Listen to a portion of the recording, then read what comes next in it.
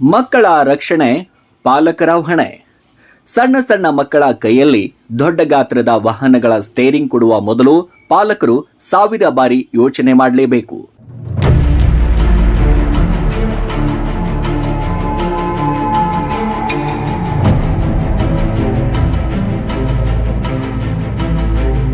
ಇಂಡಿ ತಾಲೂಕಿನ ಖೇಡ್ಗಿ ಗ್ರಾಮದಲ್ಲಿ ಚಿಕ್ಕ ಮಗು ಟ್ರ್ಯಾಕ್ಟರ್ ಓಡಿಸಿಕೊಂಡು ಹೋಗುವ ಸಂದರ್ಭದಲ್ಲಿ ನಿಯಂತ್ರಣ ತಪ್ಪಿ ಅನಾಹುತ ಸಂಭವಿಸಿರುವಂತಹ ಘಟನೆ ಗ್ರಾಮಸ್ಥರಲ್ಲಿ ಆತಂಕ ಮೂಡಿಸಿದೆ.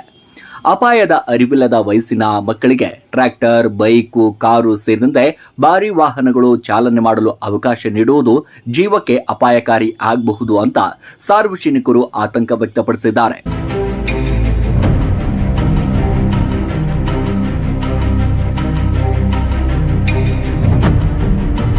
ಒಂದು ಕ್ಷಣ ನಿರ್ಲಕ್ಷ್ಯ ದೊಡ್ಡ ದುರಂತಕ್ಕೆ ಕಾರಣ ಆಗಬಹುದು. ಮಕ್ಕಳ ಸುರಕ್ಷತೆ ಮೊದಲ ಆದ್ಯತೆ ಆಗಬೇಕು ಎಂಬ ಮಾತು ಇದೀಗ ಮತ್ತೊಮ್ಮೆ ಸಾಬೀತಾಗಿದೆ.